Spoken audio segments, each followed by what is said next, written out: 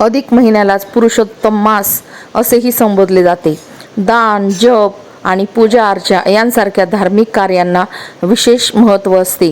या पवित्र काळात भगवान विष्णूंची आराधना, गरजूंना मदत, सात्विक जीवनशैलीचे पालन केल्याने इतर महिन्यांपेक्षा अनेक पटींनी अधिक पुण्य मिळत असते. तर अधिक महिन्याच्या या काळात मी सुरू केलेलं आहे भगवद्गीताचं वाचन.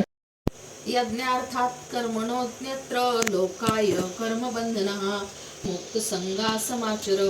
श्री विष्णू प्रित्यर्थ यज्ञ म्हणून कर्म केले पाहिजे, नाही तर कर्म हे या भौतिक जगामध्ये बंधनास कारणीभूत ठरते. म्हणून हे कौंतेया, तू आपल्या नियत कर्माचे पालन श्री विष्णूंच्या संतोषार्थ कर. तर अधिक महिन्याच्या या पर्वावर मी श्रीमद भगवद्गीता या ग्रंथाचं पारायण सुरू केलेलं आहे आणि रोज 2 तास या ग्रंथाचं पारायण मी करते. शेजारच्या मामीही ऐकायला येतात. तर आज आता झालेलं आहे माझं पारायण वाचून. आणि आता आपण आंबे पिकायला घातलेले आहेत गावरान. तर आज पाहिले थोडेसे पिवळे झालेत, तर आता मुलांना देणार आहे कापून. तर हा आपला तोतापुरी आंबा आहे आणि लवकर पिकत नाही, पण थोडासा जरी पिवळा झाला तरी खूप असा गोड लागतो. तर आज ऋग्वेद ऋषांगला आहे ना कापून देणार आहे. ओ बाई जम्बो, लई पिवळा आंबा आहे, लई.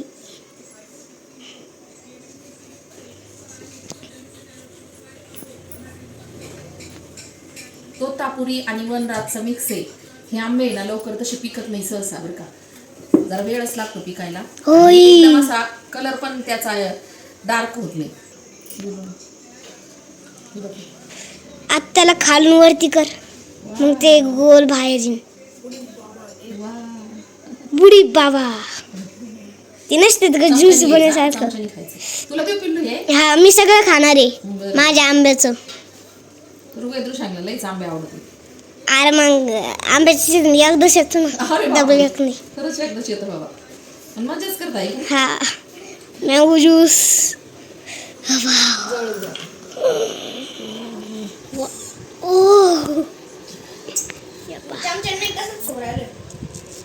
कापू नको ना, असं तुला पटकन काढता येईल ना ते. वाव, है ना, छान आहे ना ते माझ्या हातात. वा, आई पाय मस्त. ही साधे आणि हे असं कापलं ना पोरांना मस्त चमच्याने खाता येतं पा असं. वा, आवडलं का ऋग्वेदला? हे पिकल्यावर जास्त गोड होते, पण अजून थोडेसे दाढ आहेत आंबे, एवढे पिकलेले नाही. आता पिकायला लागलेत थोडे थोडे, याला वेळच लागतो या आंबे पिकायला. गोड झालं पिल्लू?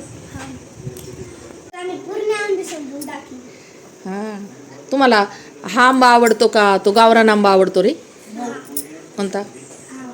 तोतापुरी.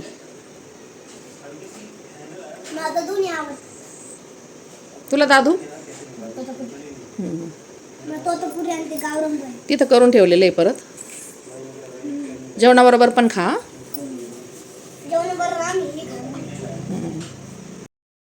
घरच्या आंब्याचे आंबे खाताना जो आनंद चेहऱ्यावर येतो ना, तो आनंद विकतच्या आंब्याने येत नाही पहा. तर असं सुंदर असं कापून ठेवले मुलांना. तर आता डायरेक्ट मी दुसऱ्या दिवशी व्हिडिओला सुरुवात केलेली आहे चहापासून. तर इथं चहा ठेवला आहे उकळायला, त्यामध्ये मस्त असं लेमन ग्रास गवती चहा टाकलेला आहे आणि छान असा चहा उकळून घेतला पहा. मुलांनाही आता चहा दूध देते आणि झालेली आहे आपली दिवसाची सुरुवात. तर 2 दिवसाचा हा व्लॉग आहे. तर आज आता आहे ना मी करणार आहे मुखवास. तर मुखवास करण्यासाठी ना तीळ संपले होते, जवस संपलं होतं. तर मग आता हे मॉलमधून सध्या घेतलेले आहेत. तर हे जवस निसून घ्यायचे, तीळ निसून घ्यायचे आणि मस्त असं मुखवास करणार आहे. याच्यामध्ये जिरे, ओवा आणि बडीशोप घालायची आहे अजून. तर मैत्रिणींनो, आपण जावळी धोंडा आमरस हा काल भैरवनाथाच्या पंक्तीचा अन्नदानाचा व्हिडिओ पाहिला, तर त्याबद्दल धन्यवाद. आणि खूप सुंदर असा कार्यक्रम तो झाला होता बरं का. तर कोणत्या कोणत्या माझ्या मैत्रिणींचे धोंडे यावर्षी होणार आहेत हे कमेंटमध्ये नक्की सांगा. तर आमचा बी धोंडा होईल का नाही हे मी तुम्हाला सांगन नक्की, आणि धोंड्याचा व्हिडिओ मी तुम्हाला नक्की दाखवीन धोंडा झालाच तर. कारण आता 10 वर्ष झालेली आहेत श्यामज्योतीच्या लग्नाला. 2-3 धोंडे तर त्यांचे ऑलरेडीच होऊनच गेलेले आहेत. तर पाहू आता या वर्षीचा धोंडा कसा होतोय. कारण या वर्षीचा धोंडा आहे ना खूप महागाईत आलेला आहे. तर त्यामुळं या वर्षीचा धोंडा आता पाहू कसा होतोय तो. तर आता मी ना चहा घेते आणि मुखवास बनवते. कारण आता ना सवय लागलेली आहे मुखवास खायची. तर गुडघे आणि कॅल्शियम भरपूर असतं जवसामध्ये आणि तिळामध्ये ना कॅल्शियम भरपूर असतं. जवसामध्ये ओमेगा 3 असतं. तर त्यामुळे ना गुडघे कंबर हे दुखत नाही. तर त्यामुळं मी अशा पद्धतीने आता हे मुखवास बनवून ठेवत असते. तर चला तुम्हाला पण दाखवते, शेअर करते तुमच्याबरोबर. पण आता अगोदर चहा घेते. तर श्याम चहा घेत नाही, त्यामुळं त्याला इथं कॉफी ठेवली होती. आणि आता हे जवस आहे ना निसून घेतलंय मस्त असं, आणि छान असं भाजून घेऊया. जवसाचा तिळाचा जोपर्यंत भाजलेला वास येत नाही ना तोपर्यंत हे सर्व जिन्नस आपल्याला भाजून घ्यायचेत.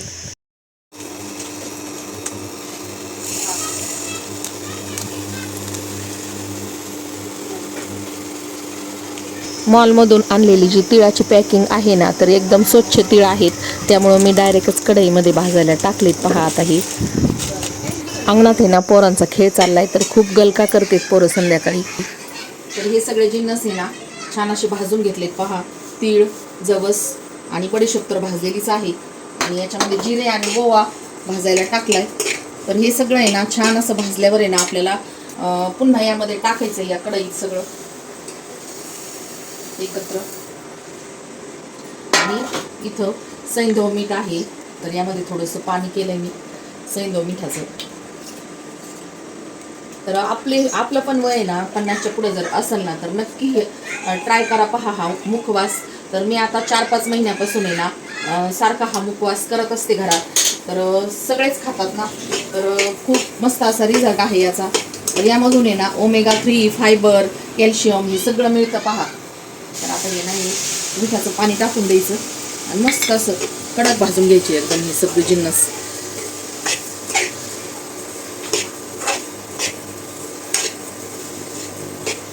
छोटासा चमचा ठेवला ना तर 2-3 वेळेस जरी आपण खाल्लं ना तोंडाला चव पण येते. आणि आपण आता आंब्याचे दिवस आहेत, आमरस खातो, पोटात गॅस होतो.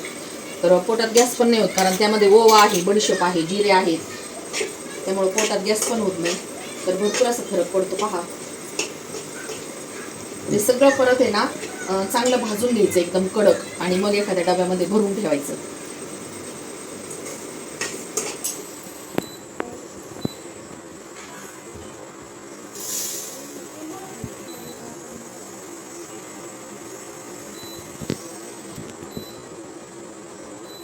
आता आहे ना सध्या गुजरीमध्ये फक्त भेंड्या आणि गवारीच्या शेंगाच भेटतात.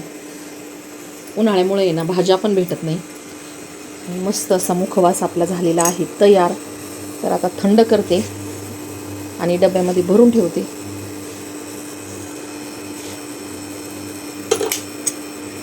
दुपारच्या वेळी किंवा संध्याकाळच्या वेळी जेवण झाल्यानंतर अशा पद्धतीने एक छोटासा चमचा तोंडात टाकायचा आणि शांततेने चावायचं. त्यामध्ये जवस तीळ सर्व असल्या कारणाने खूप असं उपयोगी आहे हा मुखवास.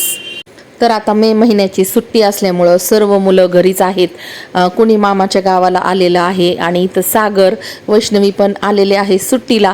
तर इथं आता तुम्हाला 3 पिढ्या दिसतील. सागर वैष्णवी हे ऋग्वेद ऋषांचे आजोबा आजी आहेत आणि ज्योती आहे त्यांच्यामध्ये. आणि माझ्या बहिणीची मुलं पण आहेत. तर आम्ही सर्व चोर पोलीस खेळत होतो. तर मस्त अशी मस्ती आमची चाललेली होती. 11 वाजेपर्यंत चोर पोलीस हा खेळ खेळलो. तर चला तर मैत्रिणींनो, आजचा व्हिडिओ तुम्हाला कसा वाटला हे कमेंटमध्ये नक्की सांगा. आवडल्यास लाईक, शेअर आणि सबस्क्राईब करायला विसरू नका. भेटूया पुन्हा अशाच नवीन आणि छानशा व्हिडिओमध्ये. तोपर्यंत बाय बाय.